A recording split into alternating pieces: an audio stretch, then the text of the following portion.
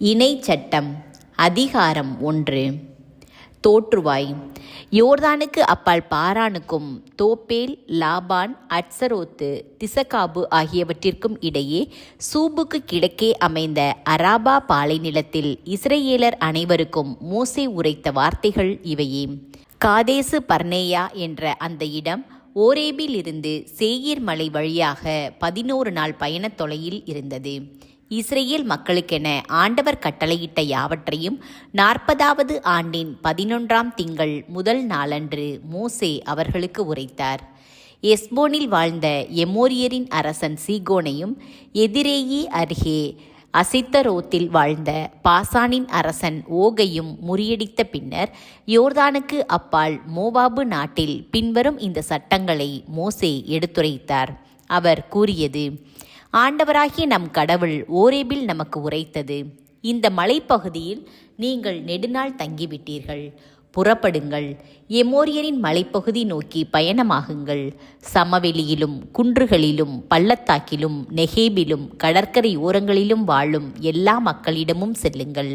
கானானிய நாட்டுக்கும் லெபனோனுக்கும் யூப்ரத்தீசு பேராறு வரைக்கும் செல்லுங்கள். இதோ அந்த நாட்டை உங்கள் முன் வைத்துள்ளேன்.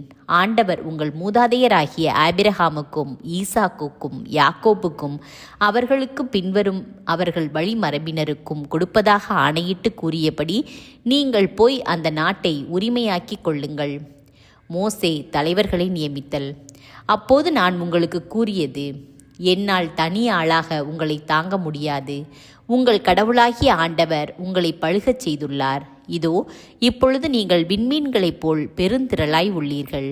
உங்கள் மூதாதையரின் கடவுளாகிய ஆண்டவர் நீங்கள் இப்பொழுது இருப்பதை விட 1000 மடங்கு உங்களை பெருகச் செய்வாராக.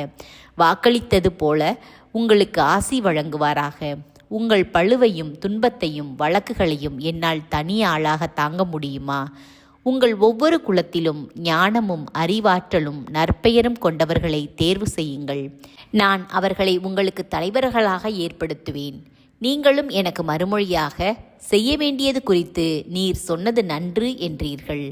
எனவே ஞானமும் நற்பெயரும் கொண்ட உங்கள் குலத் தலைவர்களை நான் தேர்ந்தெடுத்தேன். அவர்களை 1000 தலைவராக, 100 தலைவராக, 50 தலைவராக, 10 தலைவராக மற்றும் உங்கள் ஒவ்வொரு குலத்தின் அலுவலர்களாக ஏற்படுத்தினேன். மேலும் உங்கள் நீதி தலைவர்களுக்கு நான் கட்டளையிட்டு, உங்கள் சகோதரர்களின் வழக்குகளை கேளுங்கள். ஒவ்வொருவனும் அவன் சகோதரனுக்கும் இடையே அல்லது அவனோடு தங்கும் அந்நியனுக்கும் இடையே நீதியின்படி தீர்ப்பிடுங்கள். விருப்பு வெறுப்பின்றி தீர்ப்பிடுங்கள். உயர்ந்தோனுக்கும் தாழ்ந்தோனுக்கும் ஒன்று போல் செவி கொடுங்கள். எந்த மனிதனுக்கும் அஞ்ச வேண்டாம், ஏனெனில் நீதி தீர்ப்பு கடவுளுக்கே உரியது. உங்களால் தீர்க்க இயலாததை என்னிடம் கொண்டு வாருங்கள், நான் வழக்கை கேட்பேன் என்றேன். இவ்வாறு நீங்கள் செய்ய வேண்டிய அனைத்தையும் அந்நேரத்தில் நான் உங்களுக்கு கட்டளையாக கூறினேன்.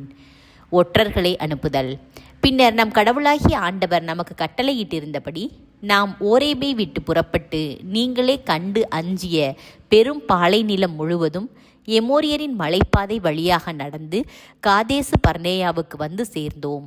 அங்கு நான் உங்களை நோக்கி, நம் கடவுளாகிய ஆண்டவர் நமக்கு கொடுக்கவிருக்கும் எமோரியரின் மலைநாட்டுக்கு நீங்கள் வந்துவிட்டீர்கள். இதோ உங்கள் கடவுளாகிய ஆண்டவர் உங்களுக்கு தந்துள்ள நாட்டை பாருங்கள். உங்கள் கடவுளாகிய ஆண்டவர் உங்கள் மூதாதையருக்கு அளித்த வாக்கிற்கிணங்க நீங்கள் போய் அதை உரிமையாக்கிக் கொள்ளுங்கள். அஞ்ச வேண்டாம், கலக்கமுற வேண்டாம் என்றேன். அப்பொழுது நீங்கள் எல்லாரும் என்னிடம் வந்து, நமக்கு முன் ஆள்களை அனுப்புவோம். அவர்கள் நமக்காக அந்நாட்டை ஆய்ந்து பார்ப்பார்கள்.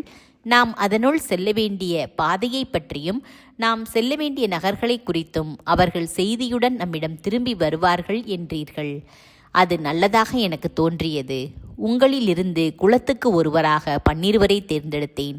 அவர்கள் புறப்பட்டு மலையில் ஏறி எசுக்கோல் பள்ளத்தாக்கு வரை சென்று அதை உளவு பார்த்தனர். மேலும் அவர்கள் அந்நாட்டின் கனிகளில் சிலவற்றை பறித்து நம்மிடம் கொணர்ந்து, நம் கடவுளாகிய ஆண்டவர் நமக்கு கொடுக்கவிருப்பது நல்ல நாடு என்று நமக்கு செய்தி சொன்னார்கள். ஆயினும் நீங்கள் முன்னேறி செல்ல மறுத்தீர்கள். மாறாக உங்கள் கடவுளாகிய ஆண்டவருடைய வார்த்தைக்கு எதிர்ப்பு தெரிவித்தீர்கள். உங்கள் கூடாரங்களில் நீங்கள் முறுமுறுத்து, ஆண்டவர் நம்மை வெறுத்ததால் நம்மை அழிக்கும்படி எம்மோரியரிடம் கையளிப்பதற்காக எகிப்து நாட்டிலிருந்து புறப்பட்டு வரச் செய்துள்ளார். நாம் எங்கே போவது? நம்மை விட வலிமையிலும் உயரத்திலும் மிகுந்த மக்களையும் அவர்களுடைய வானளாவிய மதில்கள் கொண்ட மாபெரும் நகர்களையும் மற்றும் ஏனாக்கின் புதல்வர்களையும் அங்கு கண்டோம் என்று சொல்லி நம் சகோதரர்கள் நம் உள்ளங்களை கலங்கடித்தார்களே என்று கூறினீர்கள்.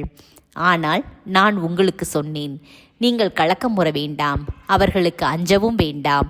உங்களுக்கு முன்னே செல்கின்ற உங்கள் கடவுளாகிய ஆண்டவர் நீங்கள் காண எகிப்தில் எல்லாவற்றிலும் அவர் செய்தது போலவே இப்பொழுதும் உங்களுக்காக போர் புரிவார். பாலை நிலத்தில் நீங்கள் நடந்து வந்த வழிகளிலெல்லாம் இங்கு வந்து சேரும் வரை ஒருவன் தன் மகனை தூக்கிச் செல்வது போல உங்கள் கடவுளாகிய ஆண்டவர் உங்களை தூக்கி வந்துள்ளதை கண்டீர்களே. ஆயினும் இவற்றிற்கு பின்னும் உங்கள் கடவுளாகிய ஆண்டவரை நீங்கள் உறுதியுடன் பற்றி கொள்ளவில்லை. பாளையம் இறங்க தக்க இடத்தை உங்களுக்காக தேடவும், நீங்கள் செல்ல வேண்டிய வழியை உங்களுக்கு காட்டவும், இரவில் நெருப்பிலும் பகலில் மேகத்திலும் உங்கள் முன் அவர் நடந்து சென்றாரே. ஆண்டவர் இஸ்ரவேலை தண்டித்தல். ஆகையால் உங்கள் முறையீட்டு குரலை கேட்டு கடும் சினமுற்று ஆண்டவர் ஆணையிட்டு கூறியதாவது: உங்கள் மூதாதையருக்கு கொடுப்பதாக நான் வாக்களித்த நல்ல நாட்டை இந்த கெட்ட தலைமுறையின் மனிதருள் எவனும் காணப்போவதில்லை. எப்புனேயின் மகனாகிய காலேபு மட்டும் அதை காண்பான். அவன் நடந்து வந்த நாட்டை அவனுக்கும் அவன் புதல்வருக்கும் நான் கொடுப்பேன், ஏனெனில் அவன் ஆண்டவரை முற்றிலும் பின்பற்றினான். அன்றியும் உங்கள் பொருட்டு ஆண்டவர் என் மீதும் சினம் கொண்டு நீயும் அங்கு போக மாட்டாய். நூனின் மகனும் உன் ஊழியனுமாகிய யோசுவா அங்கு செல்வான். நீ அவனை உறுதிப்படுத்து, ஏனெனில் அவன் இஸ்ரவேல் அதை உரிமையாக்கி கொள்ளுமாறு செய்வான். இவர்கள் கடத்தி செல்லப்படுவர் என்று நீங்கள் குறிப்பிட்ட உங்கள் சிறுவரும் இன்று வரை நன்மை தீமை பற்றி அறிவற்ற உங்கள் புதல்வரும் அதனுள் செல்வர். அவர்களுக்கே அதை நான் கொடுப்பேன். அவர்கள் அதை உரிமையாக்கிக் கொள்வார்கள். நீங்களோ புறப்பட்டு செங்கடல் நெடுஞ்சாலை வழியே பாலை நிலத்துக்கு பயணமாகுங்கள் என்றார். உடனே நீங்கள் எனக்கு மறுமொழியாக, நாங்கள் ஆண்டவருக்கு எதிராக பாவம் செய்தோம். நம் கடவுளாகிய ஆண்டவர் நமக்கு கட்டளையிட்டபடியே நாங்கள் போய் போர் புரிவோம் என்றீர்கள்.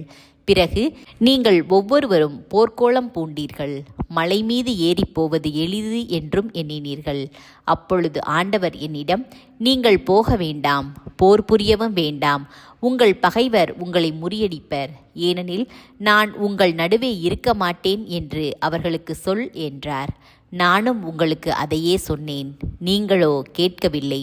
மாறாக நீங்கள் செருக்குற்று ஆண்டவரின் வாக்கை மீறி மலை மீது ஏறினீர்கள். அந்த மலைப்பகுதி வாழ் எம்மோரியர் உங்களுக்கு எதிராக புறப்பட்டு தேனீக்கள் போல் உங்களை துரத்தி அடித்தனர். சேயீர் தொடங்கி ஓர்மா வரையிலும் உங்களை முறியடித்தனர். அப்பொழுது நீங்கள் திரும்பி வந்து ஆண்டவர் முன் அழுதீர்கள். ஆனால் ஆண்டவர் உங்கள் குரலை கேட்கவில்லை, உங்களுக்காக செவிசாய்க்கவும் இல்லை.